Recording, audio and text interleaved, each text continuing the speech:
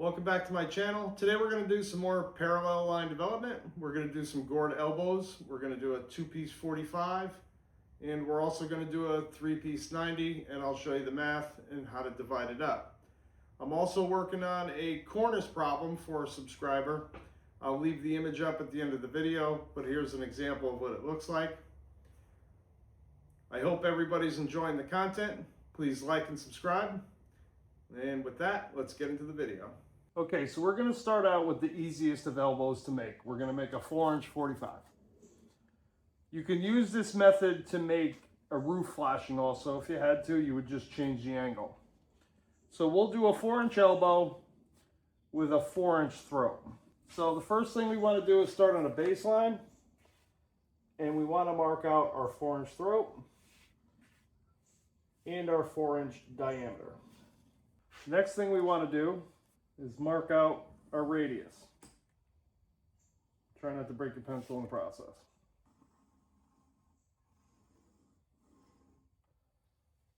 So now that we know the heel and the throat, we want to bisect this into 45. Again, we don't need to know a measurement, we just need to know the halfway point. So if we bisect this from these 2 points, we get 45 degrees. Now we'll draw a line through that.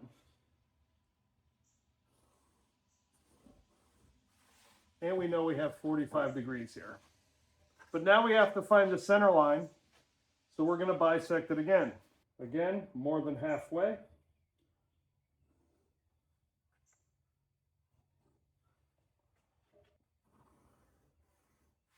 And we draw a line through there.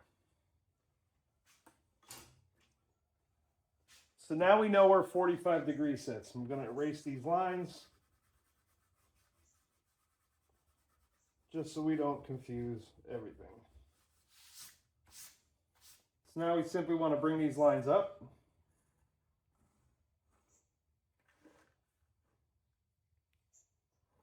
And this is all I really need to know. So now, just again, like in every other lesson, we just want to develop a quadrant. So we want to bisect this.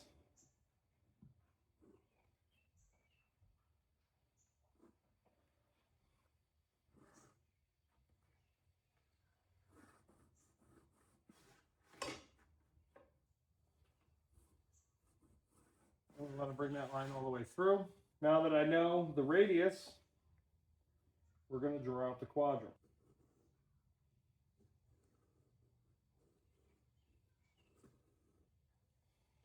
I have no luck with pencils, okay? We just want to draw on our marks. I only drew that as a full circle because I put this writing down here and I sort of screwed myself up. So now we want to bring all the lines up into the miter.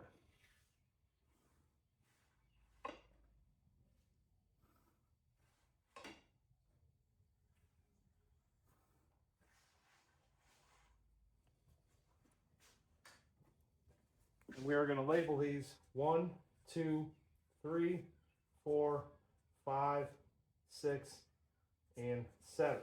This is all we need to know to make any elbow. You'll see people online with calculators and this, that, and the other thing. This is all you need to know. The next thing you got to determine is where you're putting your seams. I like to stagger my seams on the side. So we're actually going to start with 4. But before we start with that, we got to develop our spacing onto the wrapper. Again, this is just a repeat of every other video. 1, 2, 3, 4, 5, 6, 7, 8, 9, 10, 11, and 12. I already drew this line out at 12 and 9/16 because we're doing 4-inch. So now I can simply cast these lines up. I'm not using any kind of measurement here because I'm only looking to develop one section.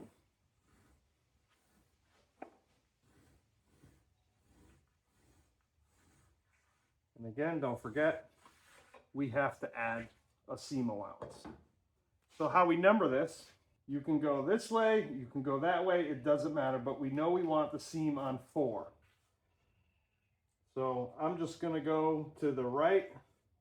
We're going to go 4, 5, 6, 7, 6, 5, 4, 3, 2, 1, 2, 3, and back to 4. Now you can do this two different ways.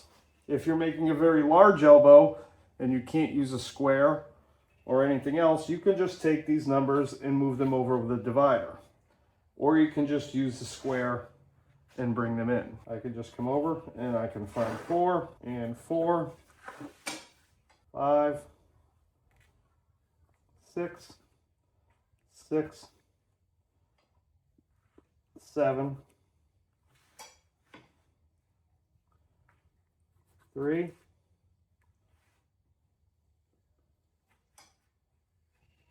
looks like I missed a 4 there, 3, 2, 2, 3, and 1.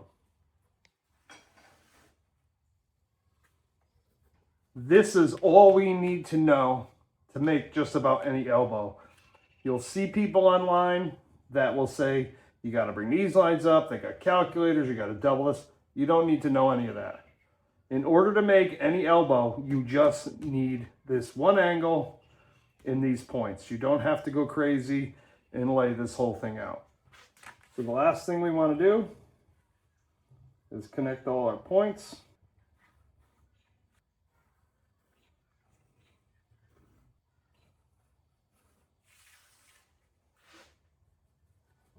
This peak should fit into this valley when we're done. The other thing we have to do is we have to add a seam allowance to this. And that all depends on how you're going to put this together, whether you're going to rivet it, if you're doing a grease system and you're going to weld it, all dependent on that. If you were going to weld this, you wouldn't need to know any of this. Maybe you have to add a longer connection here. You can add that afterwards. So I can take 4 and I could come up here, and I could take 4 and I could come up here. These two pieces are now a reverse of each other. If I took a divider and I came over here to 7 and 1 are the same. They are the same. So don't get confused with the numbers. So now if I split this and I tape these up, I should have a 45-degree elbow.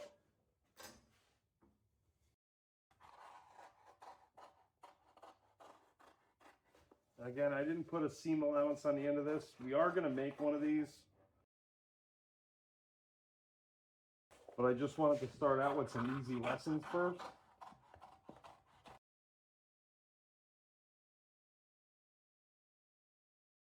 So we now have 2 pieces. And if you've ever taken a factory elbow and spun it apart, maybe that'll help you understand this better. The factory elbows, when you take them apart, they spin straight when you spin them all the way around. That's because all the peaks and valleys are the same. So now if we take this and we put these two together and we look at the lines, we have a perfect 45. And you can see where all your lines line up. So that's the first one in gored elbows, and this is how basic they are to do. You only need to know this part. I can do a 20-piece elbow just knowing this little amount of information. You don't need anything else. Hope you enjoyed the video. Please like and subscribe, and we'll see you in the next one.